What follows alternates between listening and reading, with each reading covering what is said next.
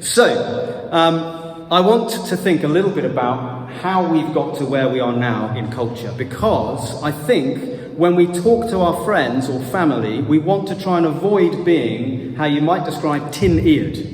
Do you know what I mean by that? Sounding a bit shrill, sounding a bit as though whatever question we get asked, we're a bit defensive and we've got our view that we're going to share with you, and you better just kind of listen to what Christians think.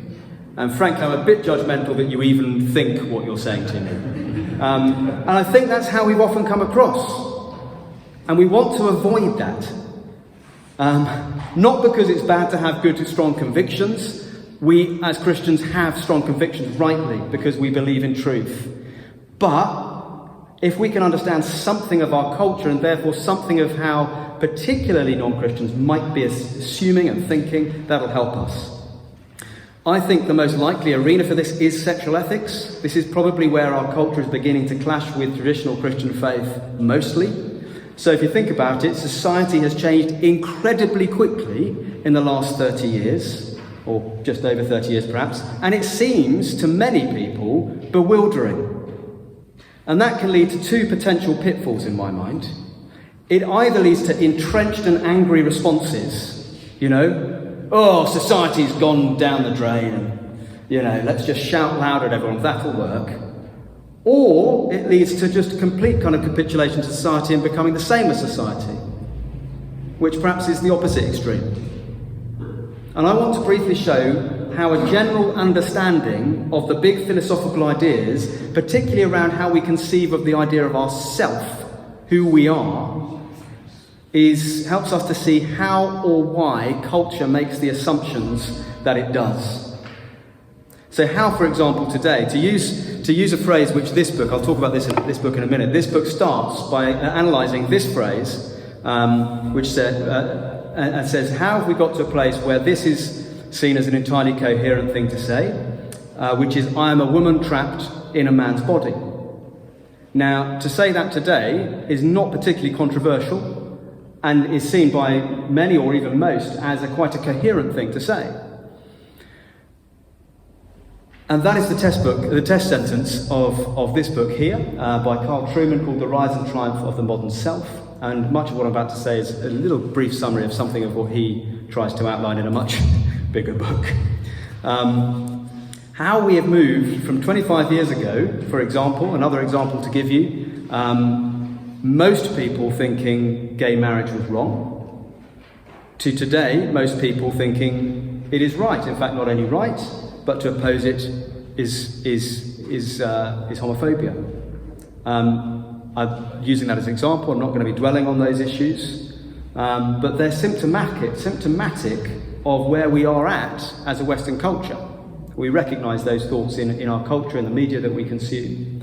And we kind of engage with them ourselves.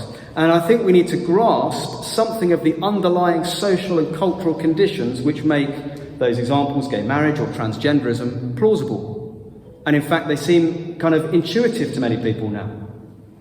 Maybe many of us as well. In fact, if you think about it, most of us make our moral decisions kind of intuitively. We just things kind of feel right or feel wrong. Most people don't think through kind of logically, particularly, their moral intuitions. So the question for us to think about is what has shaped our culture such that our intuitions have changed so significantly? Because whatever we think, whether we think it's a good thing they've changed or a bad thing they've changed, they have changed, right? So what is it that's got us to that place? Now, I'm not an expert.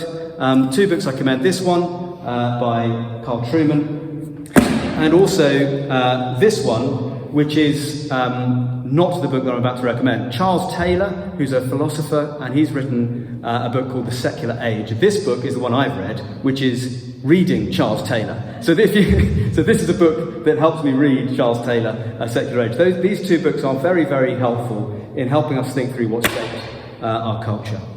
So, if you want to think deeper than what I'm about to say, get hold of those two books. Borrow them with me if you want. Here is the big starter. There's been shifts in all sorts of ways. First of all, there's been a big shift in the way that we view the world. That's where those strange-looking words mimesis and poiesis came in your notes. So one way of looking at the world, a mimetic way of looking at the world, sees the world as having a given order and meaning. Okay?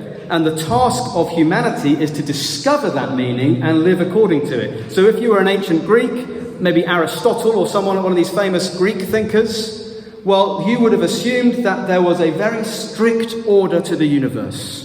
A thing or a person was good to the extent that it fulfilled its purpose.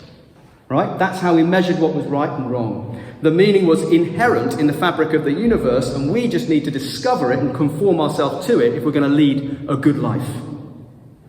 That's a mimetic way of looking at the world. That there is order and purpose out there, we need to find what it is. Or more recently, a Christian view of the world, which obviously has dominated the West for at least 1500 years, suggests that our ultimate purpose is communion with God for eternity. That's the purpose. Creation is a gift from God. God is a God of order, therefore we expect to discover order in his creation, hence scientific endeavour.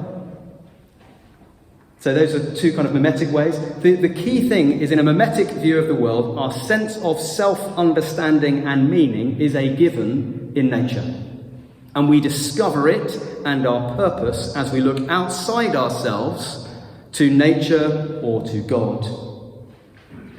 In contrast, poiesis sees the world as a sort of raw material out of which meaning and purpose can be created by the individual. And a society which views the world in this way sees meaning and purpose as something generated by the individual.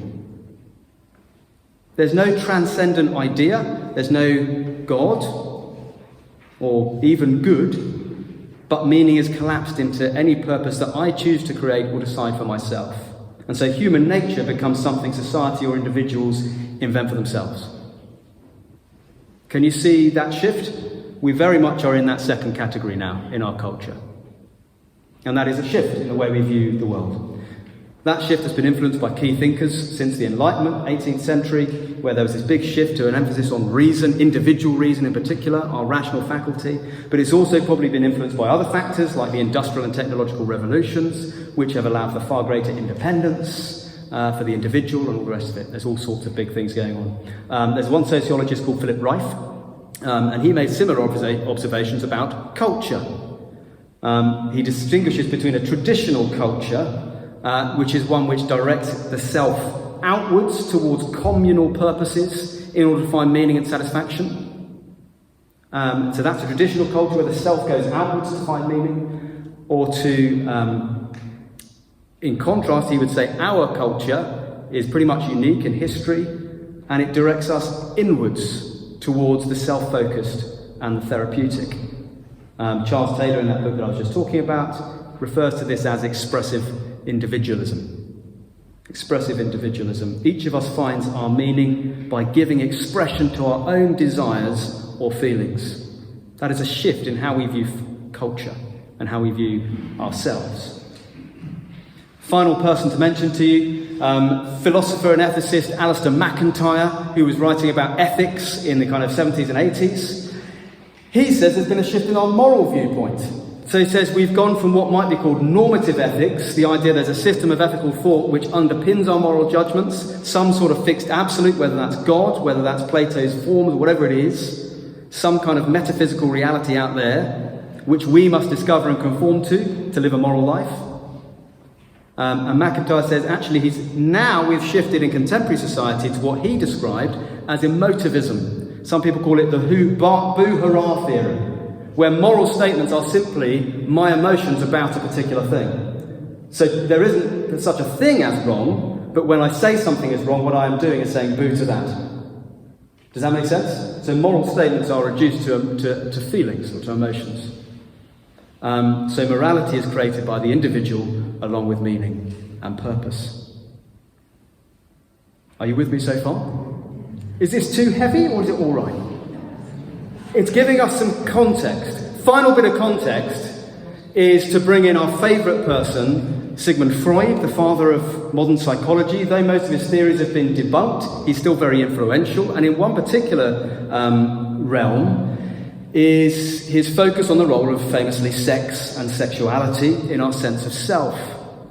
And so one of the things that Philip Reif points to is he says, look, the influence of Freud is not only have we kind of become inward looking to find our sense of self, but also the place of sex and sexuality has become absolutely central to our understanding of self.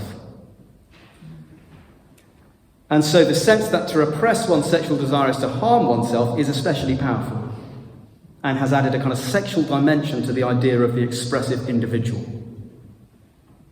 Does that kind of ring bells with where we're at in culture? I create my own self, my own meaning and identity, and central to that identity is my sexual fulfillment. And not to do so would be harmful. That is the briefest of sketches, which may or may not be helpful.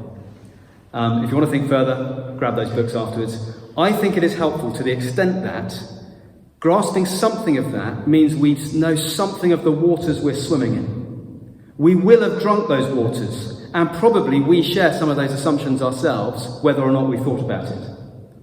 Because that's how culture works. It shapes us without us realising.